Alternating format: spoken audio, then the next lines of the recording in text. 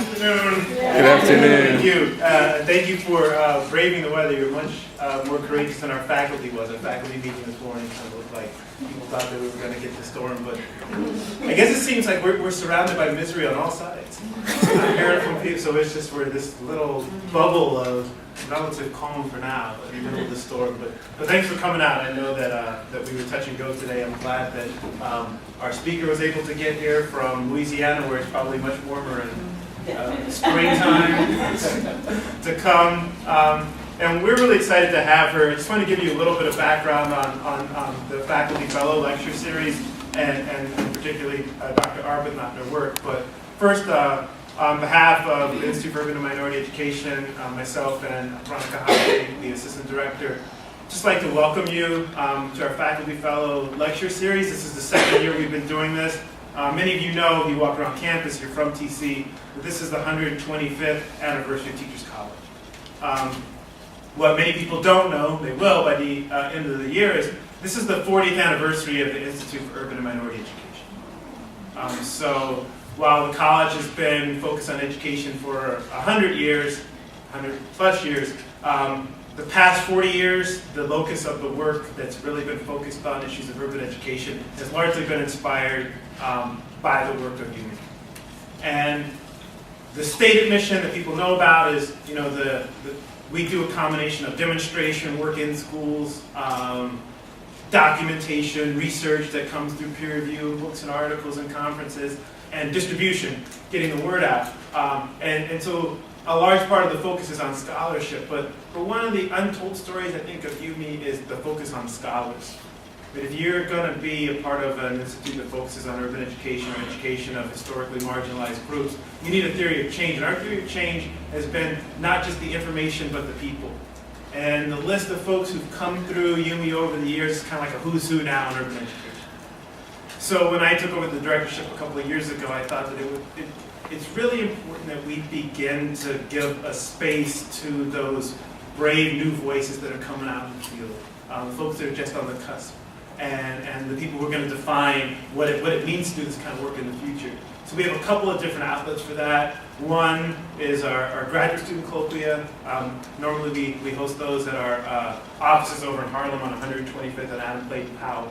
But we also have this special series where we invite in faculty who are not at Teachers College, but they work with us in some really powerful ways, and they're at the beginning or middle of their career. And each year we bring into, so last year we brought in Dr. Maisha Ware, who's now a professor at Wisconsin, and Dr. David Wall-Rice, who's a professor at Morehouse. This year we have Keena Arbuthnot, and we have Maris Garaballo, who is kind of TC, but now is a grown-up professor out there at Queens College, and is going to be speaking in May. So now to introduce the speaker, Dr. Keena Arbuthnot. I'm going to read her bio and talk a little bit about her and the work that we've been doing together for the past year. It says behind me assistant professor, but she is now officially an associate professor at Louisiana State University.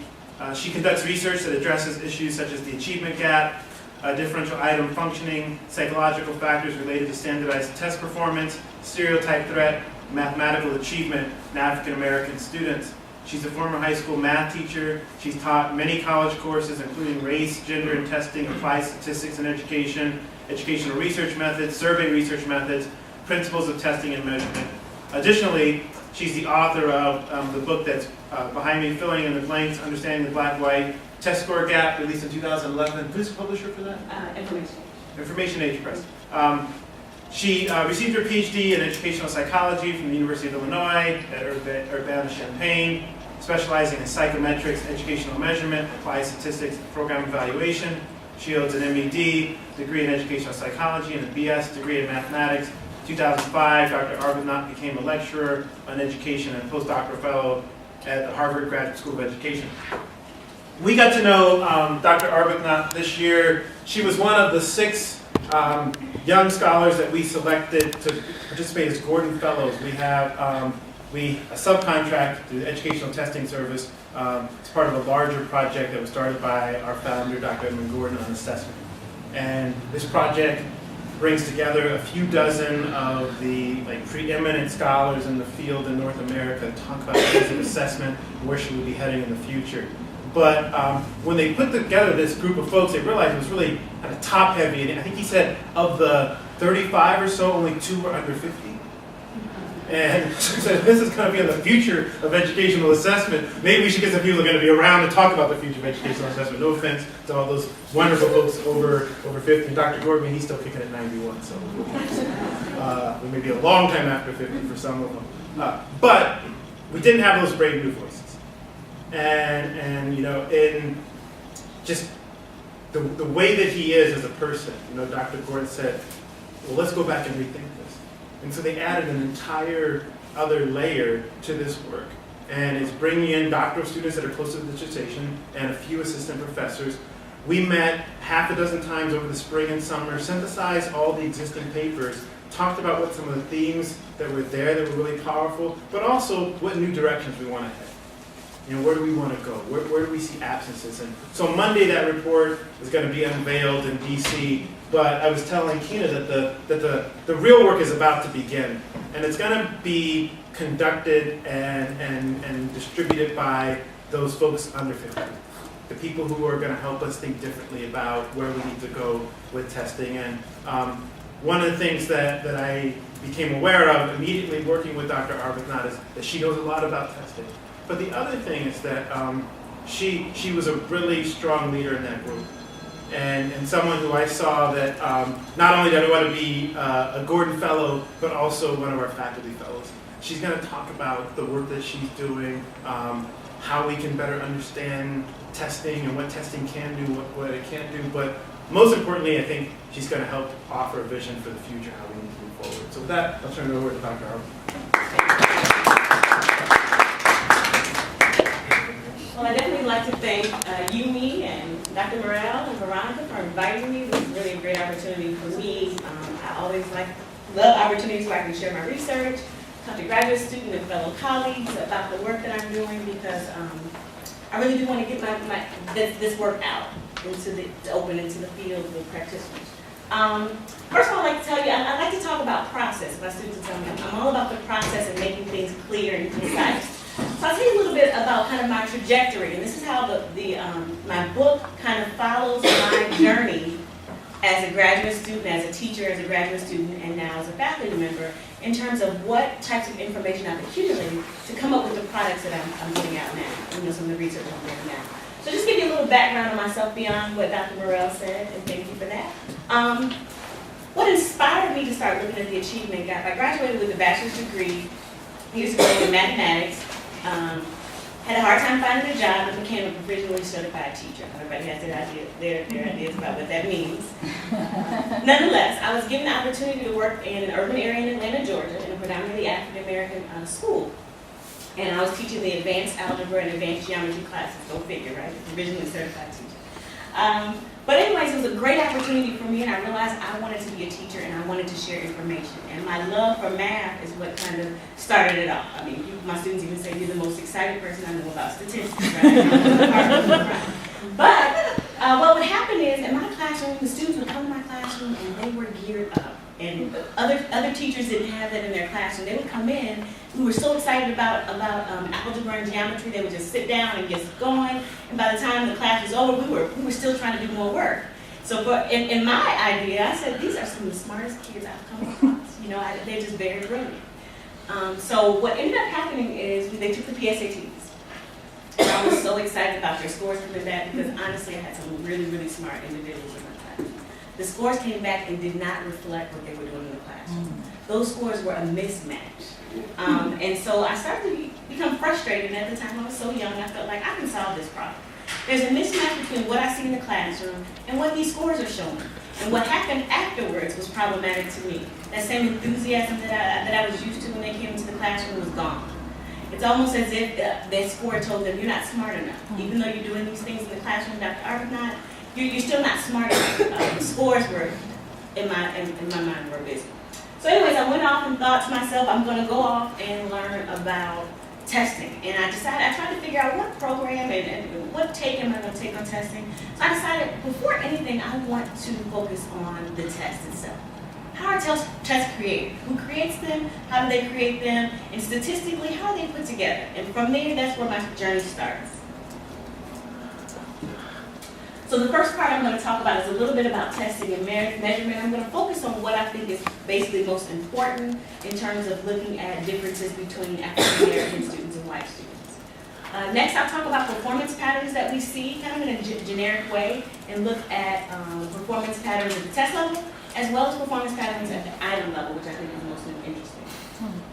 Next, we'll talk about the achievement gap literature. I'm sure all of you all have been inundated with achievement gap literature, and we'll kind of talk about it kind of as an overview and organize ourselves in a way to think about what's out there, but what's missing, because the way I see it is it's a big puzzle. And we have to kind of figure out how to put these pieces together to really understand what the experiences are of these different groups of students. And lastly, I'll talk about my particular contributions to the literature and then where the future directions I feel the research is going. So first of all, in testing and measurement, I'm going to talk about test construction generally, and then talk about what we call threats to validity. I'm a psychometrician by training, so bear with me. So in terms of developing or constructing a test, so if I work at ETS or I work at some of these other companies, how do they put a test together? So the first thing that we start with is the design phase, and what's the purpose of the test? That's the driver of the test. It tells us what the purpose of the test is. So many of you all talk about SATs and ACTs. What's the purpose of the SAT? Anybody know? What's the real purpose? To do what? To project. To do what?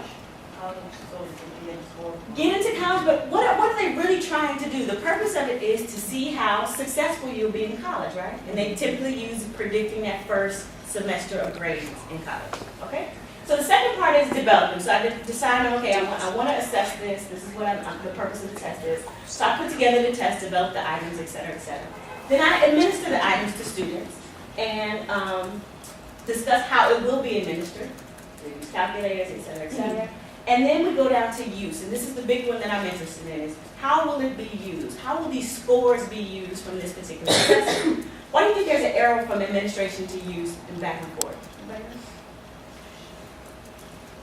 You all know I'm a dialogue person. Anybody know why there's an arrow? One of the reasons why there's an arrow between administration and use is sometimes we have to go backwards, right? After we use and say, hold on, let's think about the way we administer this when we're talking about looking at assessments for a particular population. So sometimes there's an error between the two. And then use is connected to design, because oftentimes we see in the literature that a test may be designed for one reason and it's being used for a different reason, right? And that's a threat. And so I'll talk about the two different types of threats when we talk about validity. So when we talk about validity, there's two threats that we really need to be careful of. And the first one is called construct underrepresentation, and the second one is called construct irrelevant variance. The first is just saying that the construct that I'm intending to measure, I didn't measure enough. So say, for example, I was measuring factoring, right? I was doing a math test, and I was trying to measure some construct that measures how well a student factors, right? And I left off one major concept in factoring. So that would be considered construct underrepresentation, right? I can't really interpret the scores in terms of how well a student did. There's a validity issue because you never asked them about factors of squares. Does that make sense? However, this one is the one that we're most interested in, and my work is around, is the construct irrelevant variance, and that's when you're measuring something beyond what the construct is intended to measure, okay? So let me give you an example.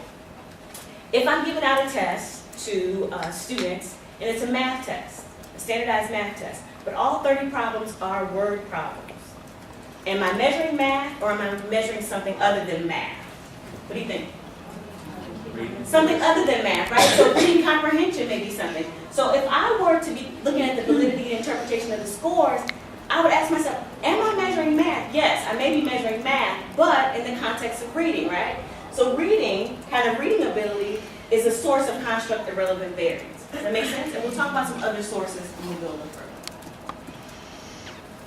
So the next is performance patterns. So all of us know, and when I went into graduate school, I knew, oh, there's an achievement gap, right? And it's really big, right? There's an achievement gap between blacks and whites, but I'm a numbers person, so I wanted to know how big is this gap, and what does it look like, as well as are there some patterns that I can look at to kind of tell me a little bit more about the differences between African American and white students. So, I'm not sure how many of you all have taken statistics classes, but I made this fairly easy in the sense of In general, we see a 1 standard deviation difference between African American students and white students on most tests. That's the average, all the way across from K-12, all the way through college admissions tests, as well as graduate and professional school. Does that make sense? But what I wanted to do is show you some of the patterns that exist when you look at the individual test and to find out there are some that have effect sizes larger than 0.9, which is basically larger than the average. Are you with me?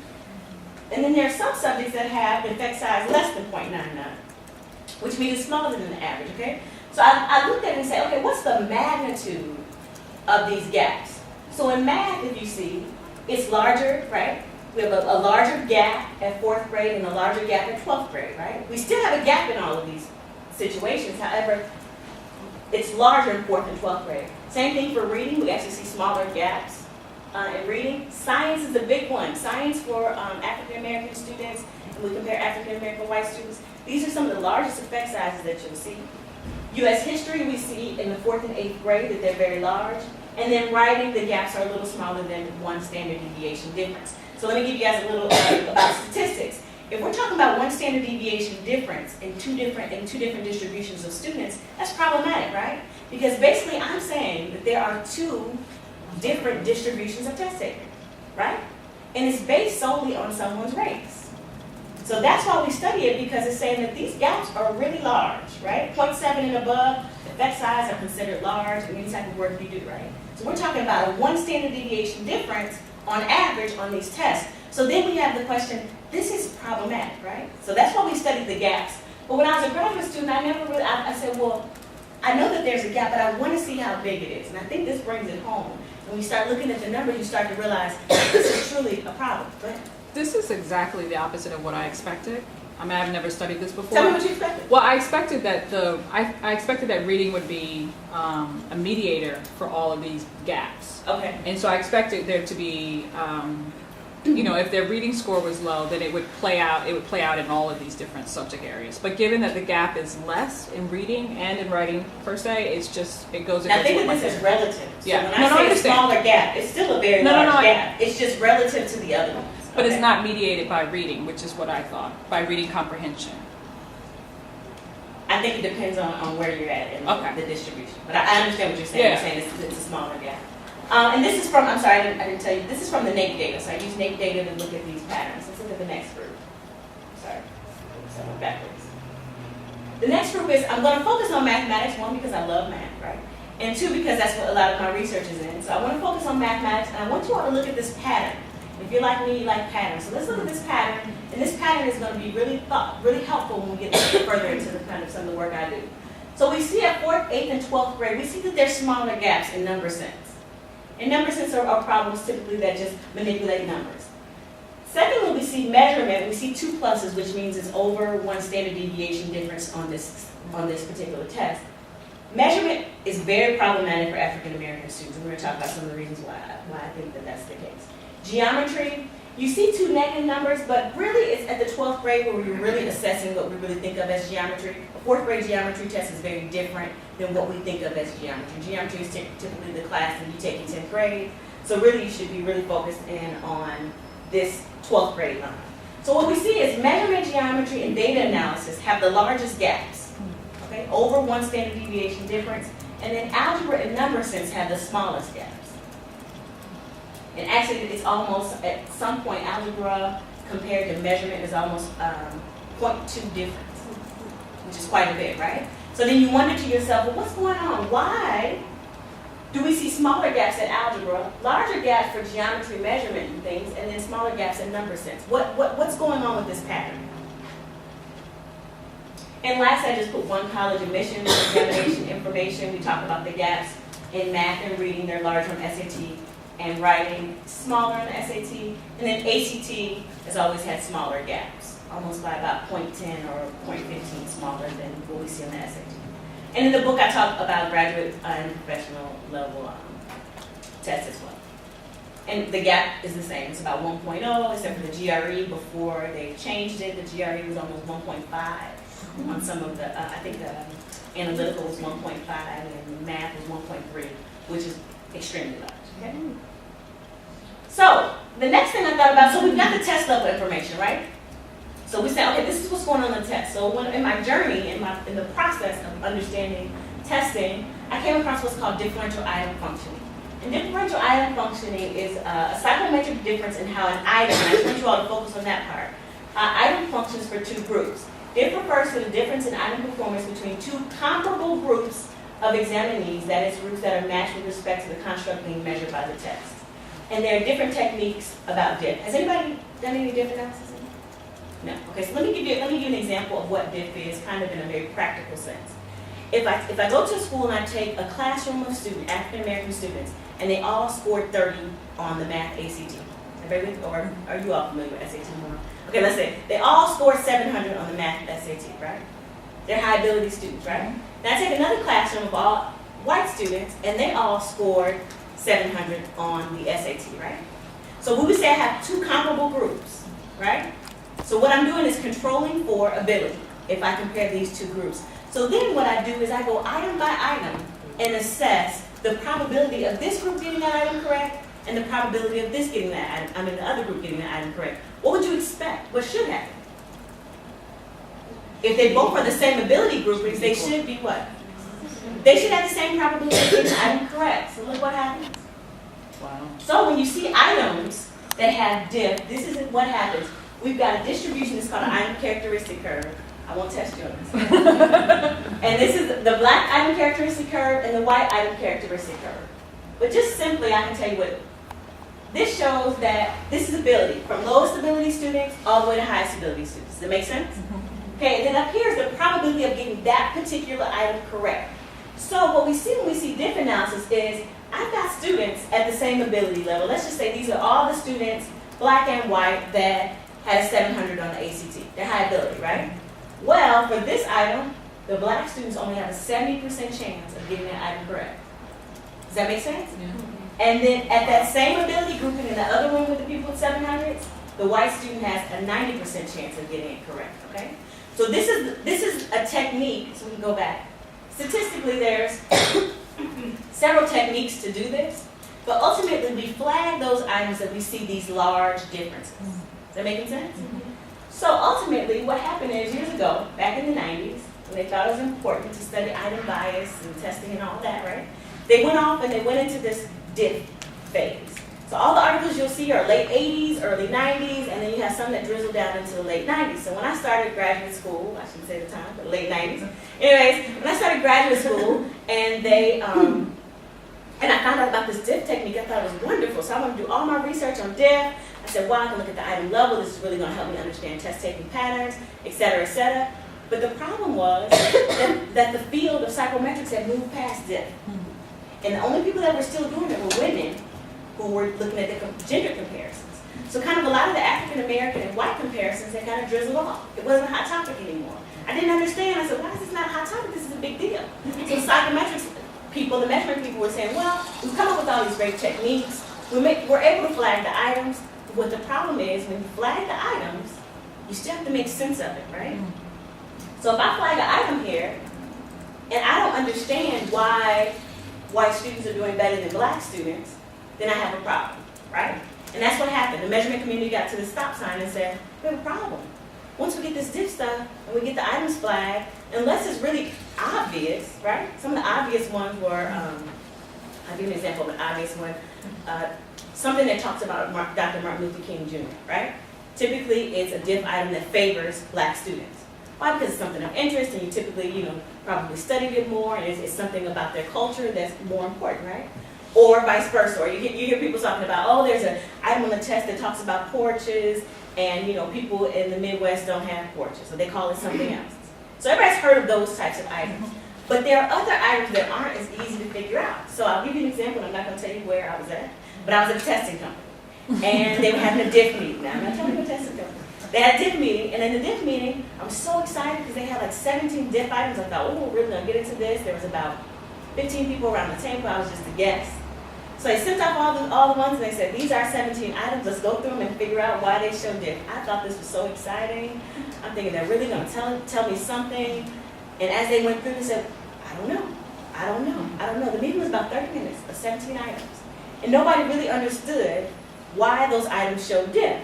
So as the testing company said, well, if there's nothing apparently from the question, then why throw it out, right? But from my perspective, I'm saying there's something going on, because if you make a 700, and just because you're black, there's a 20% difference in how I'm going to, how the probability of me getting this item correct, there's something else going on, okay? I'll give you an example of one of the ones that the committee had a problem with, and maybe some of you all can help me figure it out. So one of the items was an analogy item in verbal ability, and the analogy item, the word was, they were trying to find a word analogous with the word renege. And renege, and it was favorite African American student. What do you think? Anybody have any idea? Veronica, what's the idea? Playing card spades. There's a card game, spades.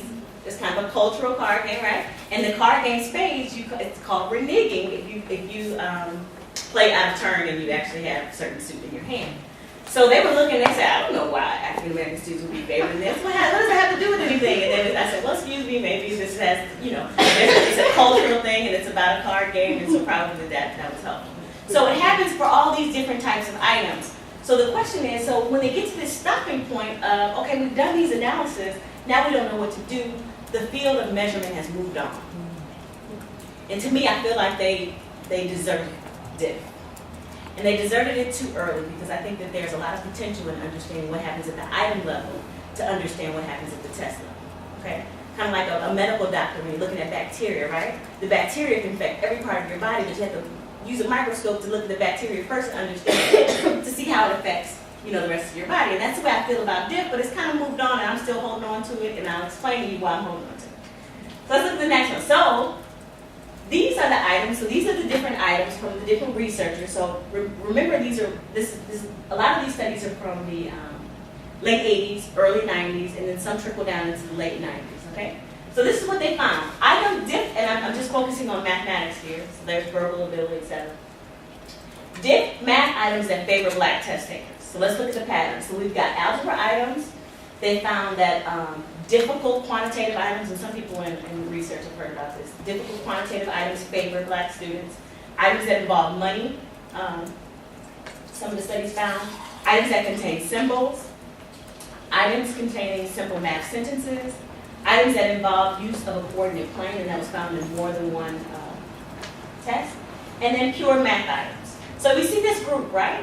So now me, going back to this, I love DIF, but how does DIF reflect the total test score? So let me tell you what so I look here and say, oh, algebra. When's the last time we saw algebra? Oh, this being this. Okay, so we saw algebra back here, right? Look, in algebra, there were smaller gaps, right? Significantly smaller gaps in algebra. And then when I move forward, slowly, I see that algebra items favor black test takers when we control for ability. So that gives me an aha moment. There's something going on. There's something about DIF items that can tell us about larger gaps. Does that make sense? Which has not been really, I would say the measurement community hasn't really gotten to that point yet. So this is my kind of first contribution in terms of saying, hey, let's look at some of these DIF research and find out how it really affects the bigger test score, because ultimately a lot of test developers will say, we found a DIF item, it's too large of a DIF item, maybe there's a 0.2 or 0.3% difference, we just throw it out. Which is great, yeah, we throw it out, but let's also understand why are we throwing it out, okay? If we read it and we don't see anything in the way it's worded, what is it about algebra items that make it easier for African American students? Does that make sense? Question? Yeah, did you find that these items were specific to the distribution towards like the top of the distribution? Typically, it depends on what type of DIF you do. Typically, DIF you saw as characteristic curves. So typically, there's different kinds. So there's DIF where you look at where it's saying that it's across the distribution, and then there's something called, we look at DIF for item discrimination, and it's not much research out there in terms of DIF where the item characteristic curves cross. Okay, which means that it may favor white students on one end and black students on the other. Okay. Good question, great question. Okay, so we look at that. So we see, okay, I'm starting to see a pattern. I'm seeing a pattern between what's happening at the test level and what's happening at the item level, right?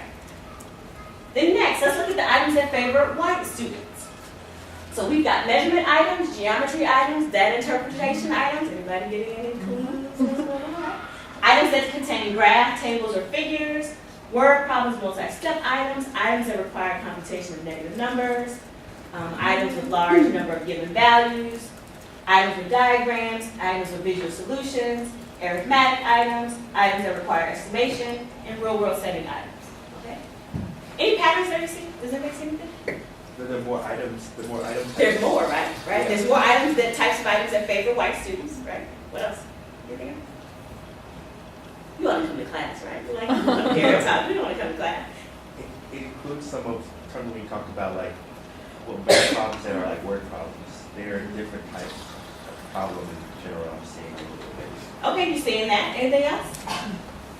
Do you remember those top 3, measurement, geometry, and data interpretation, when we looked at achievement gap? Right, so it's an aha moment. So now I'm linking diff items that favor white test takers actually can help us maybe understand. Oops, sorry. I'm not really good at this now. Look at there. And let's just focus on 12th grade. Measurement, geometry, and data analysis, right? So we saw that the gaps are larger. So if I'm in a testing company and I've got these measurement items, do I throw them out or do I decide, hey, that item or those items could potentially tell me what's going on here? Okay? And there's a mismatch in the research. Nobody's coming up with that conclusion that I can use my diff items to help me understand the stuff that's going on the test. Stop me if I'm confusing. Okay, so we got that. So next, we talk about the achievement gap, right? So there's all this literature. So I started off with how our test constructed. Very important information, right? To figure out about use and validity issues.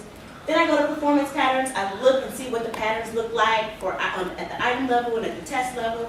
Compare those, right? Compare and contrast them.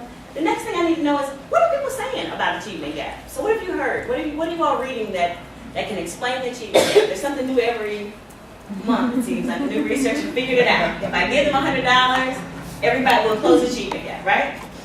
What else? So we got incentive programs, anything? Anything that you're reading in class? Talks about the achievement gap, what factors contribute to it? Difference in teacher training. Difference in teacher training, right? The teacher the quality role of the teacher in the achievement gap. Out of school time programs. Out of school time programs. What do you do with your time? What else? What about the big one? Who your mom and dad is, your parents, right? What else? I was just going to say, everything points to socioeconomic status. SES, right? How much your parents make or how much your family makes. Anything else? Okay, so what happens is I saw this literature in class like you all, and I'm saying, well, let's organize it and think about how all of these things kind of work together. So the first thing I saw is that there was kind of 4 major sections. There was something internally at the school, something to do with the community, something to do with your family, and something to do with your teacher. Okay? So let's look at those different components. So for the school component, you've got, what about the school? So we talk about student expenditures and funding.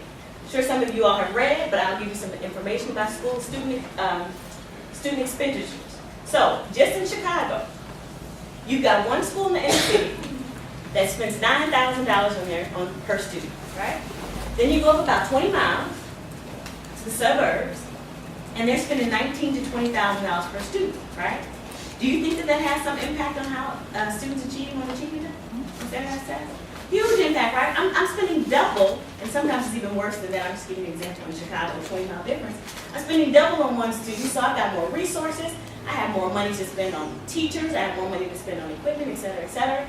So that's one school-related factor that may impact achievement, right? Then we always talk about tracking. If you track students in the lower tracks, lower expectations. The academic rigor of the school, right? We've got a lot of problems. I think California is one that had a glaring example. A lot of problems with college admissions. And college admission, one of the requirements is they count how many AP classes you have. However, there are certain schools that you've been to that they don't have AP classes, or you have to travel 30 miles to get an AP class, or you have to find a way to get to another school to take an AP class. So that opportunity, the academic rigor at the schools makes a difference, right, in how well I do on the test, right? Instructional leadership at the school, school safety, ... We can keep talking about all the school factors, right, that contribute to the achievement gap.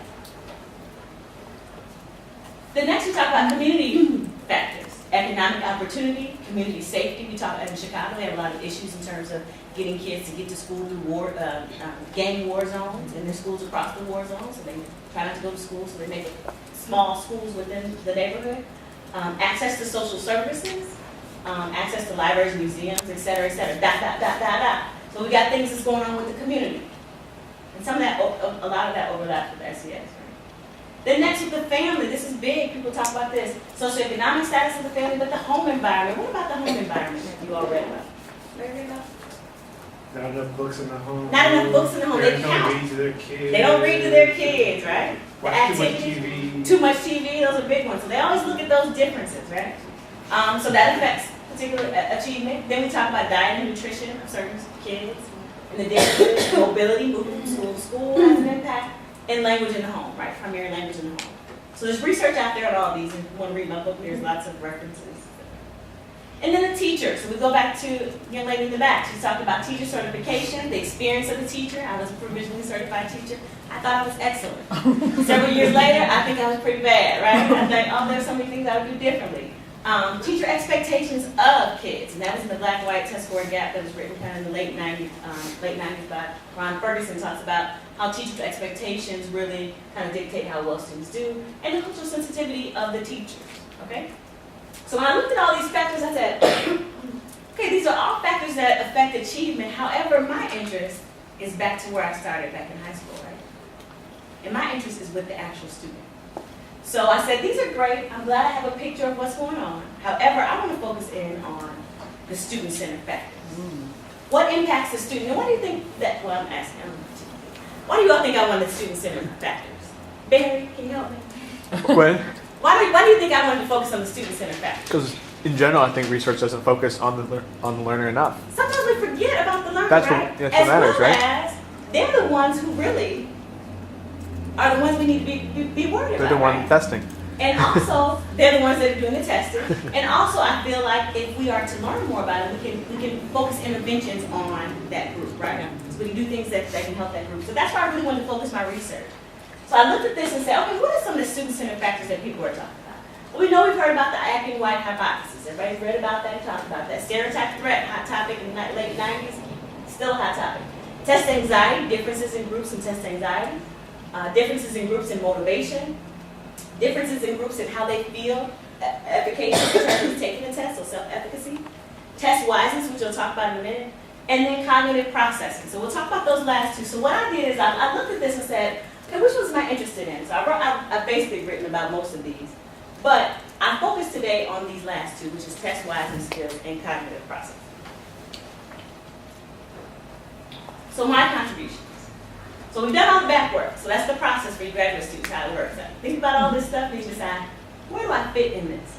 So where I fit is my contributions are looking at differences in test taking patterns, looking at differences in cognitive processing, looking at cost-benefit, and I apologize for the team.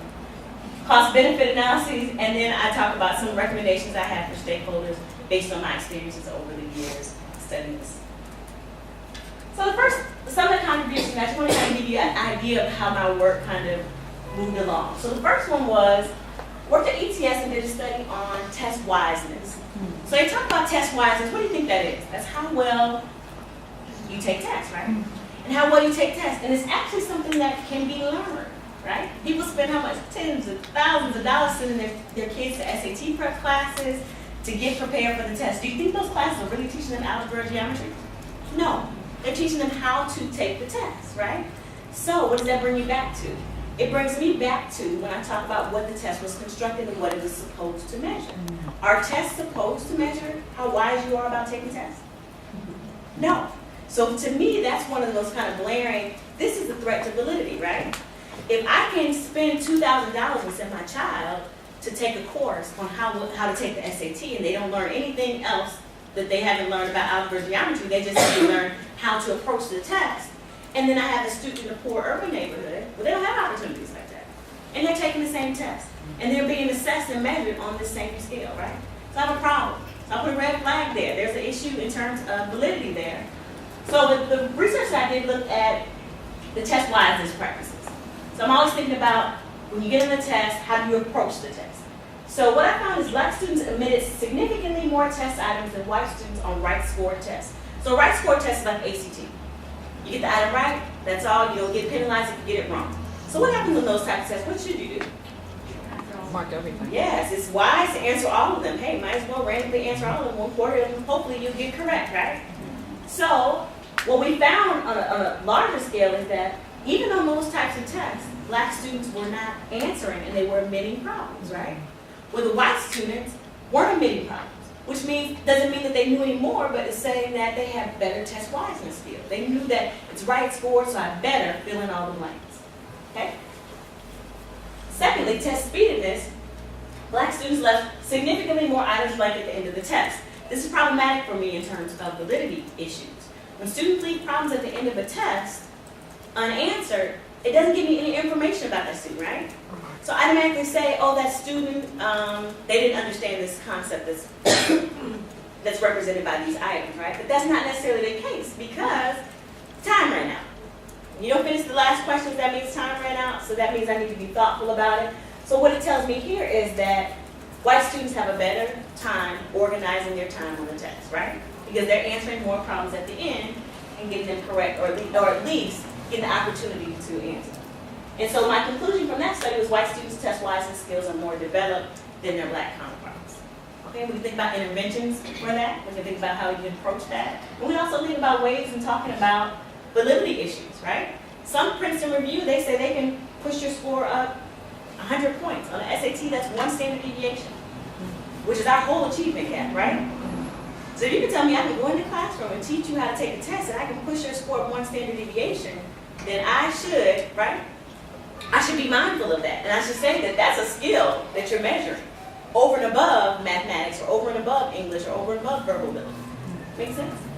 So my next one was, I thought about, okay, persistence. How do people take tests? I'm still into this thing of what's the test taking patterns of black students and white students.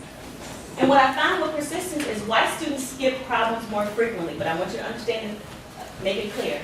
They skip it more frequently, and black students spend more time on items and try not to skip problems. So I always tell parents, don't tell your kid to do the best that they can on the test, because that's actually going to hurt them, right? You know, you say, oh, honey, Dr. Morel, what do you tell your boys when they leave the house? Do your best, right? And I tell parents, don't say that to your kids. Tell them to game the test as much as possible, right? So what we found is that black students would get to the problem, and they know they had no clue on how to answer it, but they wanted to do their best, and they would spend time and use their calculator and manipulate the number, and nothing was coming up. We actually had to sometimes tell them, okay, let's move on, right?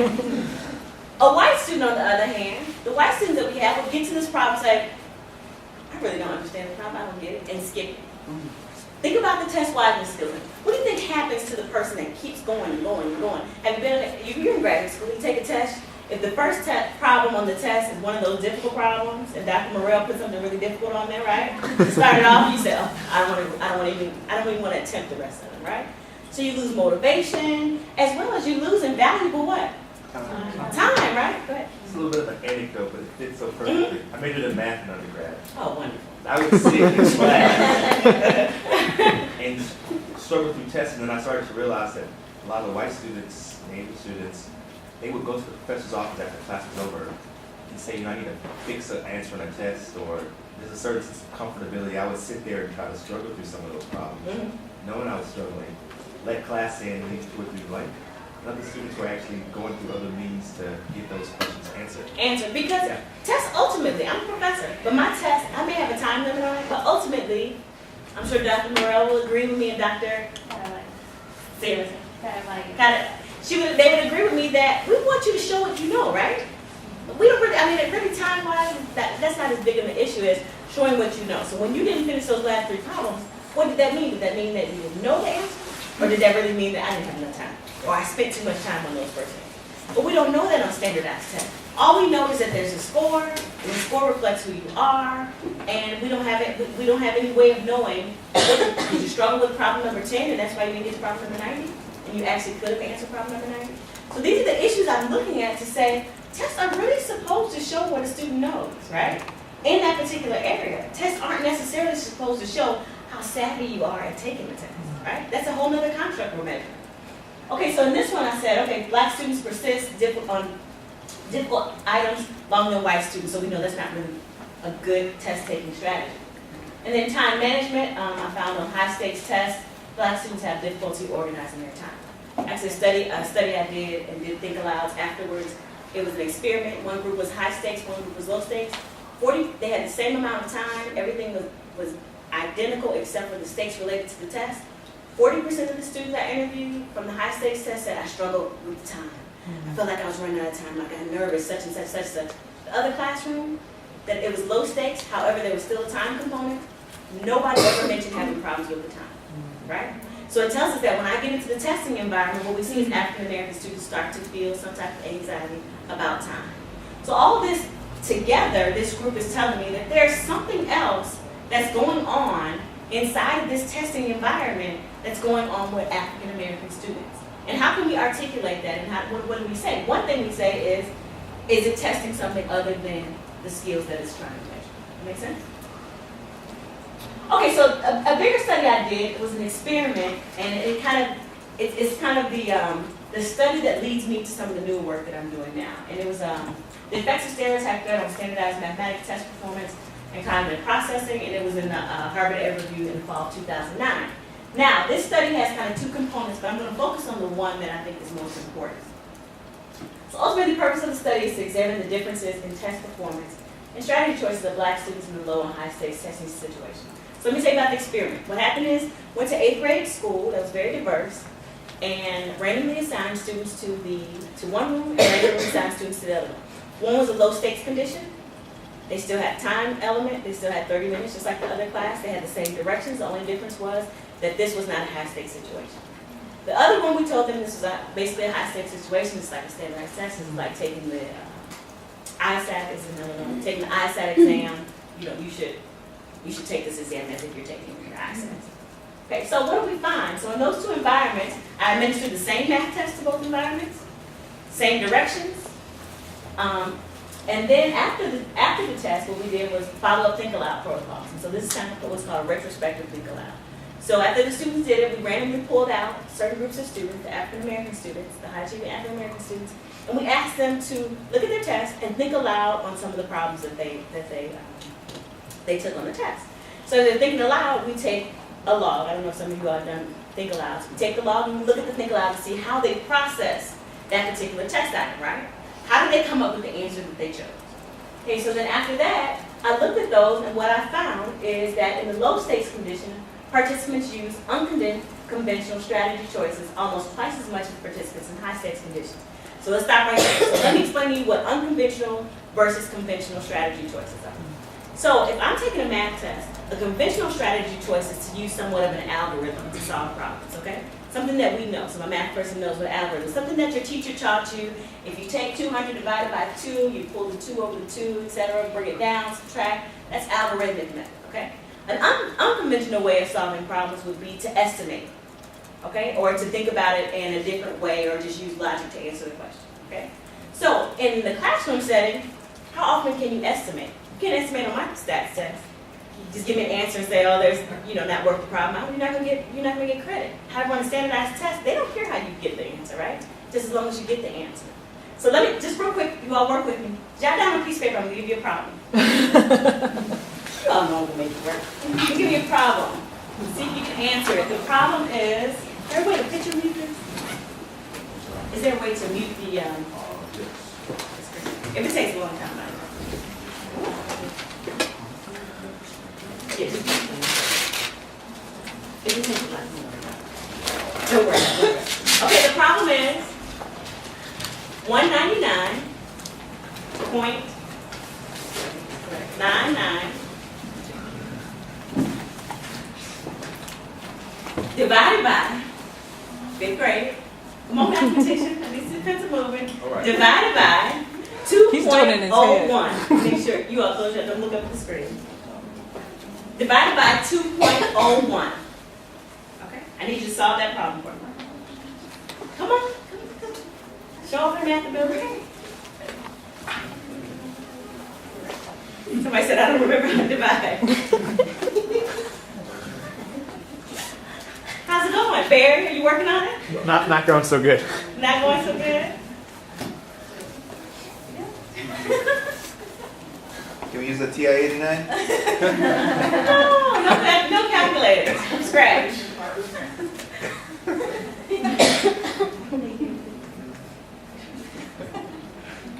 Yes, I got people working on it. 199.99 divided by 2.01. Okay, right here, can you tell me your name? What's your name? No, I know you're on it. What's your name? Osvaldo. Yes. Osvaldo. Osvaldo? Am I saying it correct? Yeah. Okay, so what were you doing? Tell me what you were doing. I was dividing it. But tell me the process. How is it? Well, I moved the decimals. You moved the decimal over twice, right? Put it up, and I started dividing. And then what were you dividing? When you move the decimals, then what do you have to divide? 201 or 1,999 by 201. Yeah, exactly. And then you keep going and then you solve, right? How many people did it that way? Okay, so think about this. So we're talking about unconventional versus conventional. This is Osvaldo's way that he did it, correct? Yeah. Who did this? Right? 199.99, that's 200, right? 2.01, that's 2, right? So if I divide, it's approximately 100. I can look to find This is bias. bias, right? I can look, that's why I look at you. Then I can look and say 100, it's got to be B, right? Yeah. Now what happens if I was in Osvaldo's place and I tried to do this? First of all, how long do you think it would have taken me to finish?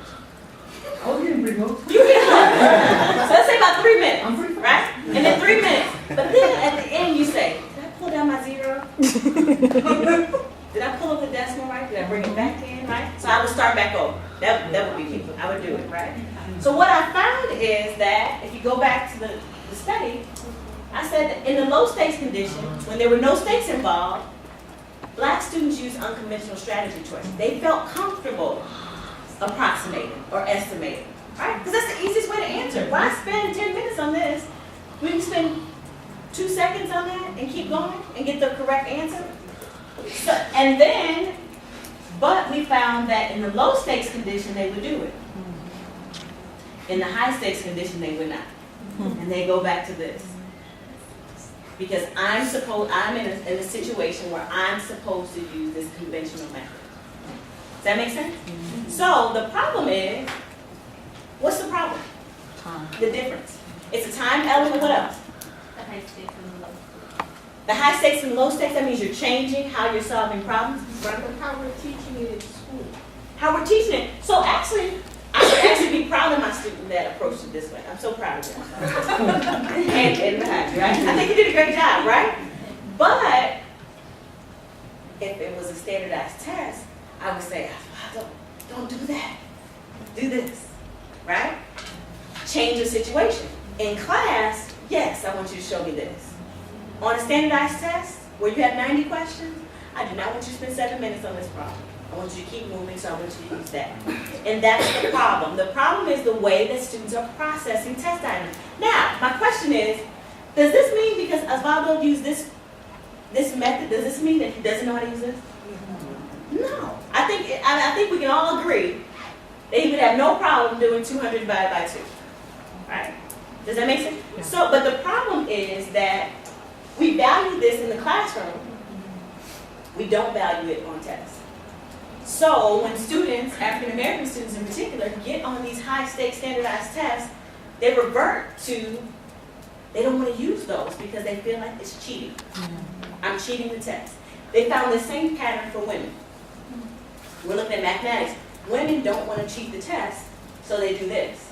How many ladies in here did the long way? Veronica said, no, I approximated. I would do all that, right? So we see that this is what happens for women as well, right? So it's problematic in certain situations, but it's actually helpful. I mean, it's actually good in terms of in the classroom. This reminds me of a study. I forget who the author of the study was, but they looked at Brazilian street kids. Have you heard of this study? But they did Brazilian street kids, and they were doing all of these transactions they were selling stuff on the street, and they were doing, they were doing all these transactions and quickly giving out money and making return on money. And there was researchers who were actually recording the transactions they were doing. Brought the kids to a school gave them the same exact problems and put them on the board, but not in like bananas or whatever they were selling, but just in numbers, and the kids couldn't do the problems. But did they know how to do it? They knew how Meaning to that add on the 2 plus street 2. they were correct all the time, but it was the different setting, it was the different, you know, that it was out of their context that they were doing, they were unable to do those problems. And So it's the that's a same wonderful exact example. problem. It's Yeah. the environment, Yes. right? Yeah. If I change my environment, I change the way I approach strategies. But what we see is, particularly when we're looking at, in this case, I was just looking at African American students processing, but with the literature in terms of males and females, white males and white females, we see that my adults were very comfortable doing this Yeah. on tests. And I have some ideas of why that's the case. Okay. Am I keeping up with time? I'm sorry, the time's not up here. About 4:30. What's that? I'm okay with time? It's 4:30. All right, so this is what I came up with. So basically, on strategy choices, we see this in the high-stakes test environment for the black students. We see that they'll use the safe or conventional method. But in low stakes, in the classroom, doing things on the street, anything else, maybe at home, adding money together, or whatever the case may be, they'll use both methods. Which is telling me that they know how to manipulate both methods, but they're making a conscious choice here. Does that make sense? Same thing here, white students, we see more arrows, right? Because we see that they're making the choices, they're making those same choices whether it's high stakes or low stakes. It doesn't matter. So it goes back to how am I in this environment processing these items? And how would I process them somewhere else? And the ultimate goal is to show what you know on standardized tests. I'm showing what I know. If I really do know how to solve that question by estimating, and I'm not showing it on the test, that's problematic. That's a, Question? is any of kind of, I've got to go back and kind of read it, but attached to maybe like the test prep that we see in a lot of like low-performing urban schools and how students are, Taught to take tests. yes, and you know, when they come here and it's like a high-stakes environment, they are going towards these conventional safe methods because it's how they're inundated with like, you know, test prep. So that's what I write about later on is why, this is what we're getting to now. Well, why does that happen? Why do they feel one environment is different than the other? Why do the people on the street Yeah. feel comfortable adding, subtracting really fast and giving people back the money, and they get into the other environment, they say, I don't feel comfortable and I'm not gonna do well, right? So my hypothesis, and you may have a different hypothesis, is I started thinking, I said, well, why is this the case? How can I explain this? It's about risk and risk taking and going outside the box.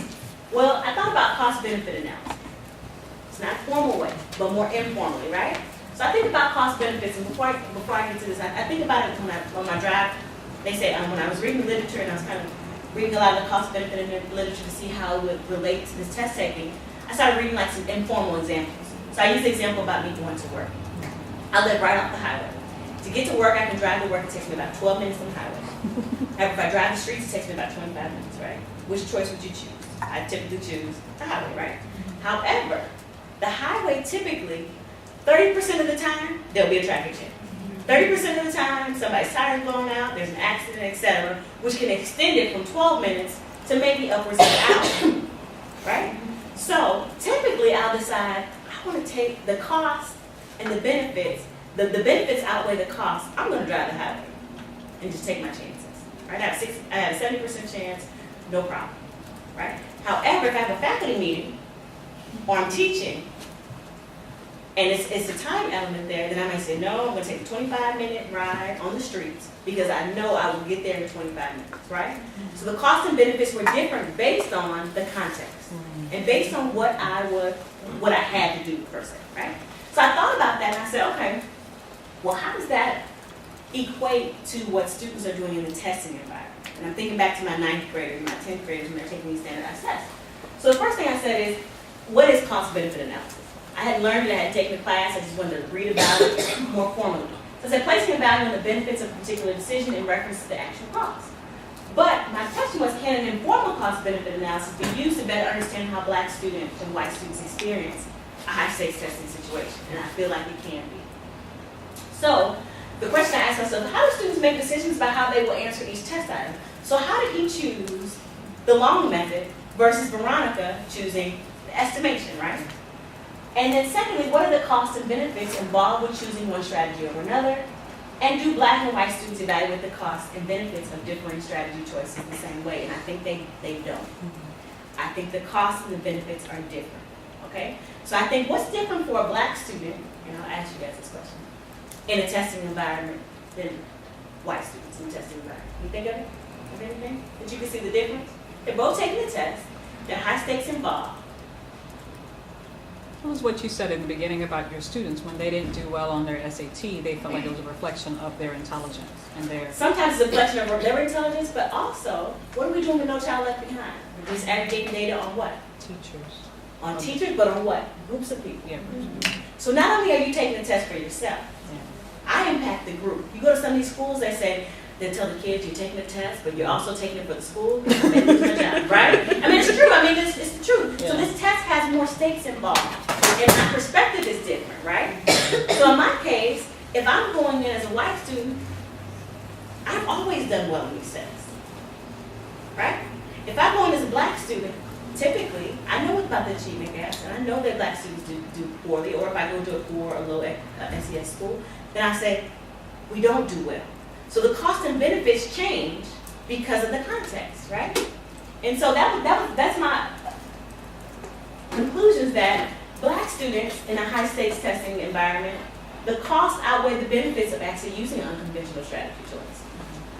I'm not going to do it because what if I'm wrong, right? I'm going to make this mistake and I didn't try as hard as I could.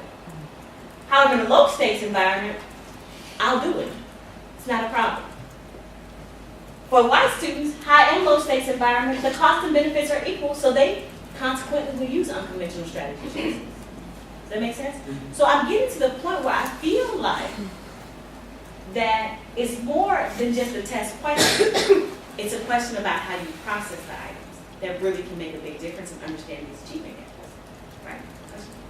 And for the SAT test, your hypothesis is even stronger for low-income families and low-income kids, because it's such a high-stake test to move them out of poverty for themselves and perhaps their families.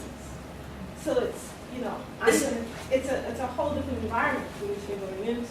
So they're going to take the conventional method. It's like driving to work, right? I have a faculty meeting. I can't miss that faculty meeting. I have a meeting with the president of the provost, right? I would make sure that I'm there on time. And that's the same thing that happens in Louisiana. They have something called top scholarship. They have in Georgia, the whole state, whatnot. What bothers me about that is that the stakes involved, they're using the ACT as a method to give out money. I mean, large sums of money. This is tuition for your whole undergraduate career is based on your ACT or SAT score, right?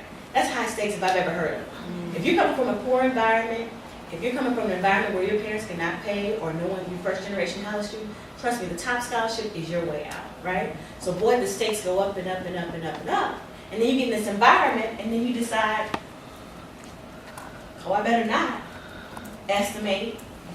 I better make sure that I take my time and do my best because there are a lot of stakes involved. And this is not saying that white students don't say that there's stakes involved, but they seem more apt in the research to use these unconventional methods, which are, and this is my problem, rewarded on standardized tests. Right? You're rewarded when you use estimation problems. Now look at this. Now we go back to something I said earlier. So you can follow my logic.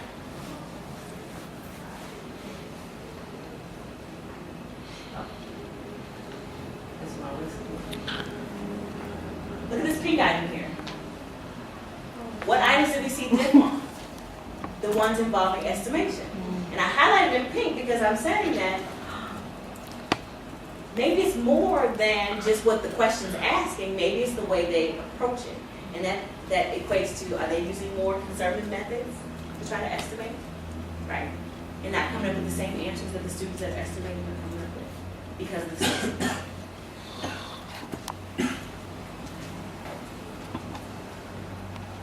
And so lastly in the book, and we don't have to spend much time on it, and this doesn't all relate to what we talked about today, is I just gave, for each of the stakeholder groups that I think are important, I gave some, based on the research I've done and the work I've done, I've talked about some of the things that are important to consider in the future. Okay, and I'll basically focus on academics here. You're more than welcome to read the rest. But academics, one is, we need to think about issues of fairness. So when we talk about these different cognitive processes and things like that, we need to think about what's the validity and interpretation of the test scores. Are we measuring things beyond somebody's achievement or ability in a particular construct, right? So I think as academics, and when I say academics, I'm saying those people that are focused on studying testing and psychometricians and measurement specialists, we need to make sure that we're thoughtful about this fairness issue. Because we are being bombarded with standardized tests, and I think sometimes that people are saying, yelling, oh, they're biased, but it doesn't seem to be heard, and we'll keep moving along with this, and we're not really tackling this issue in terms of saying, this isn't fair to use this type of test for this type of use, okay? So I think that we need to be a little more thoughtful about that. I call it makes a big difference, and I'm trying to let the measurement community know that we need to look at DIF to help us understand test performance. Okay, so for researchers, I'm saying don't move away from it just yet. I think we haven't really fulfilled or really understood how it connects to other things. We saw that it connected to cognitive processing because of estimation item, right? And we also saw the way that it connected back to test patterns in general.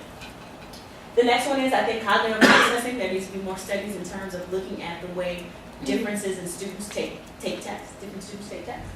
And that is linked to think aloud studies are very helpful. And I think the new standards, educational standards, educational psychological standards talk about the usefulness of think aloud studies. And this is something new that I think is really important. So the more I went into the achievement gap literature, the more I started looking at the female, like I was saying in the late 90s when they kind of gave up on the diff stuff with the black and white diff, but there were some women that kept on with the gender diff stuff. The female, the research on females is very close to the research on blacks, which tells me something. It's not about race, right? Because it's saying that white females and black students look alike in the testing environment. So my question is, what do they have? What's similar about them in terms of their culture, or in terms of their lifestyles, that make them look alike in the testing environment? So we can move away from this whole idea that race is about the achievement gap. If blacks and white females look just alike in the testing environment, it has nothing to do with race, right? It has something to do with who you are, and maybe something about culture and how these two overlap. So I think that there needs to be more research to look at these overlapping kind of groups. And lastly, I'm really worried about this Testwiseness issue. Because the more and more we keep testing, and the more and more we keep teaching people how to take tests, the more and more we have more people, the haves, getting the top scholarships and the Hope scholarships and all the monies from the state, and the have-nots still left behind. So we have to think about a way to make this a little more equitable and fair. Then I go on to talk about policymakers and practitioners, which I didn't really discuss as much today. But I like to open up for questions if you all have questions. Yeah. I'm thinking out loud, so I don't mean to be offensive. No, You got me with the division.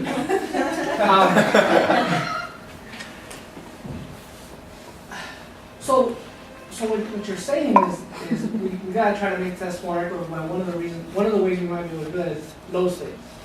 But as a poor Chicano male, if supposedly the Harvards look at essays too, they look at recommendations, and also there's already other means for me to get in. And being broke, I don't need a high SAT score. I just need to get in, and then the state and federal government will take care of me. The Pell Grants, the Cal Grants in California. So you're saying you don't need a high SAT score? I didn't have a high SAT score. The government. Well, I guess what I'm saying is there's supposedly there's other means to get around the need to have the high stakes, right? They're not high stakes. And the movement from the measurement community is saying we need to use multiple measures to measure whether or not a student can be successful. So I mean, that's great that they say, okay, you have SAT score, we want to look at what you were doing in school, what's your GPA, how many classes you took that were, AP classes, but that's not the case for all of the schools. I mean, literally, it comes down to a number. What was your mean SAT score? I mean, it sounds good on paper, and I'm glad that, you had those opportunities, but I think those opportunities aren't afforded to as many people as you believe. Think about it in Louisiana, one of the poorest states in the country.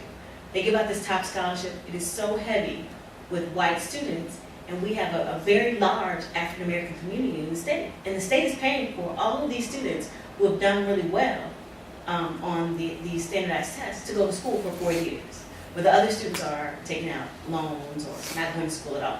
So for me, I'm saying that it depends on the purpose. Now, if people are using multiple measures, it's wonderful. I mean, I think that's great. I mean, that's what we want you to do.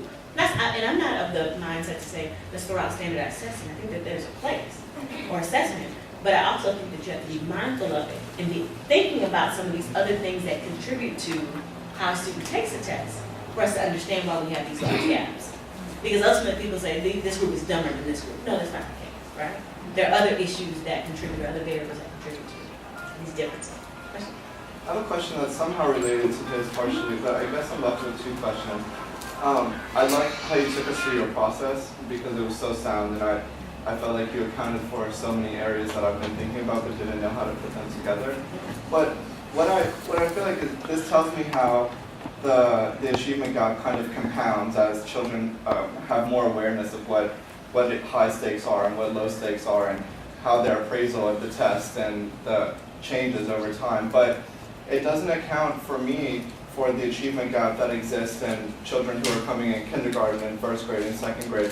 Additionally, the achievement gap that exists on other measures, like he was talking about, such as essays and writing and reading comprehension. So I'm wondering how can we account for some of these things? And I go back to the 4 areas that you highlighted, right?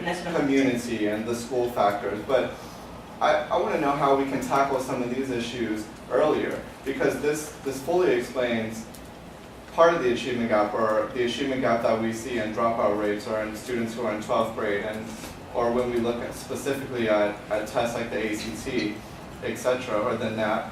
But how can we focus more on the children who are entering in pre-K, kindergarten? How can we focus on those 4 factors that you talked about? I totally agree with you. There are 4 factors, right? And I said I just focused on this. So I don't want you to get the idea that I'm saying this is the reason. Yeah. I'm not saying that at all. I'm saying this is one of the reasons. This is how research works. This is one of the reasons. And I feel like we should go deeper in understanding this reason to look at the whole picture. But it's a puzzle. Yeah. Think about, in terms of kids going into kindergarten. They can't read or they can't identify words, more than 20 words. These are some of the other issues. Socioeconomic status, what's going on at the home? Are you being read to? Things, the school and the family and community issues, right? So, there are ways to tackle it, I'm sure, and there are people out there doing it, but I think what I was saying in terms of my process is that I think oftentimes people look at someone's research, and that's why I took you through the process and say, oh, this person thinks that this is the answer. I'm totally not saying that. I'm saying this is one piece of this bigger picture that we need to pay attention to, right?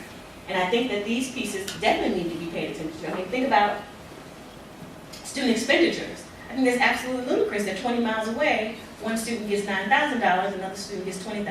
That's like saying you win the lottery, but because you live 20 miles away, you only get $1 million versus $20 million. No, I'm gonna have a problem with that, right? So, of course, I think that those are issues, but I will tell you honestly why I don't really deal with those types of issues. Because I feel like, as a former teacher, I want to see the impact on my students. In my mind, the work that I'm doing, I dedicated my book to my first class of students from high school, is that I'm trying to affect those, because I feel like the students are the real recipients of some of this backlash, these experiments that we're doing. So in some way, I want to make it more comfortable, and I want people to understand their experiences more, so that we can look at it a little more globally. And I'm not saying that these things are going to be gone or don't have an effect on achievement yet, but I want my work, I want to ensure that we look at the student. Yeah, thank you. That's great. So I see 3 hands, but I see it's 5 to 5. Oh. So I'm sorry. I don't have a good way of choosing between the 3. And since you did engage us, what I'm going to say is you can go ahead and ask her those questions afterwards. But I'm worried that would take us to about 5:15 to go up to get the class. So I think we should thank Dr. Arbuthnot for her.